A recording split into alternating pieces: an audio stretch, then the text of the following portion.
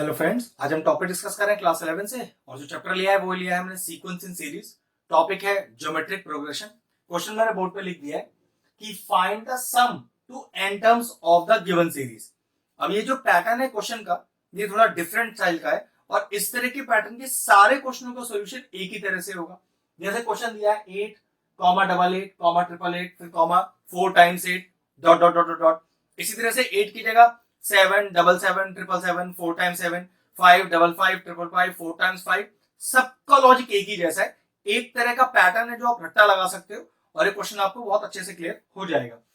सबसे पहले क्या करिए, क्वेश्चन में कह रहा है फाइंड द सम और सीरीज को चेक करो।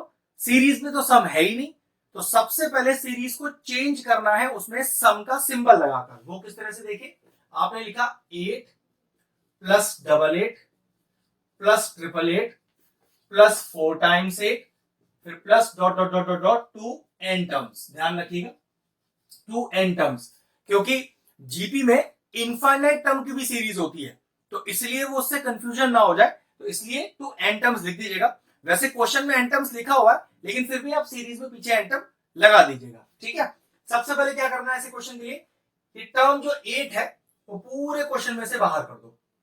कितना बचा 1, यहां कितना बचा 11, यहां बचा 111, यहां 1111 plus dot dot dot dot dot 2n terms. अब n टर्म में से कुछ कॉमन क्या निकालोगे, तो 2n टर्म्स ही लिखा जाएगा। ठीक है, नेक्स्ट स्टेप, अब 9 से करो मल्टीप्लाई और 9 से करो डिवाइड। तो देखो 9 से डिवाइड कर दिया और मल्टीप्लाई करो तो ये हो गया 9, ये हो गया 99, ये हो गया 999, ये हो गया 9999 plus dot dot dot dot dot 2n terms. ठीक है, कोई दिक्कत नहीं, सिंपल सा स्टेप है। सबसे पहले वो टर्म बाहर आ जाएगा और 9 से मल्टीप्लाई और 9 से डिवाइड वाला स्टेप आ जाएगा।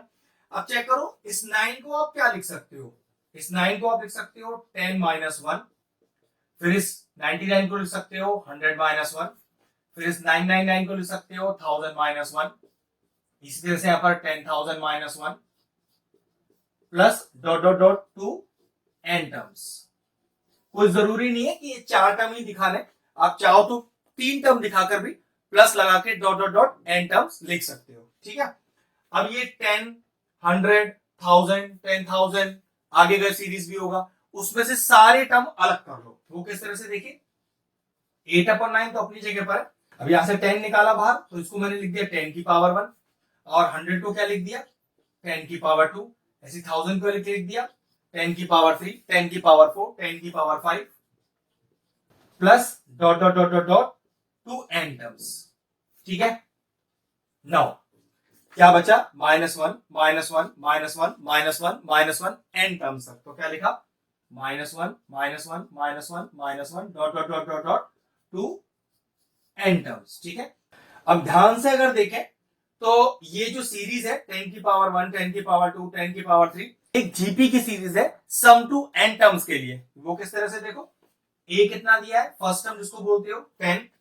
अब ये कॉमन रेशियो होना चाहिए, कैसे देखो 100 divided by 10 is 10, 1000 divided by 100 is again 10।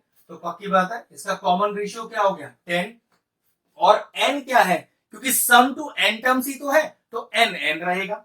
अब हमें एक बात और पता है कि जीपी में सम निकालने के दो फॉर्मूलेज होते हैं, एक वो जिसमें r 1 से बड़ा होता है और एक वो जिसमें r छोटा होता है 1 से। अब मुझे पता है कि यहाँ r 1 से बड़ा है, तो यहाँ पर Sn का फॉर्मूला क्या हो गया, ये होता है a r की power n minus 1 upon r minus 1। ध्यान रखिएगा, बहुत ही इलेबोरेटेड फॉर्म में अपना सोल्यूशन देना है, जिससे कि क्वेश्चन बहुत क्लियरली टीचर को समझ में आए कि आपने सॉल्व क्या किया है। ठीक है, और ये जो -1 -1 -1 लिखा हुआ है, इसको भी हैंड टू हैंड सॉल्व करना बता दूंगा।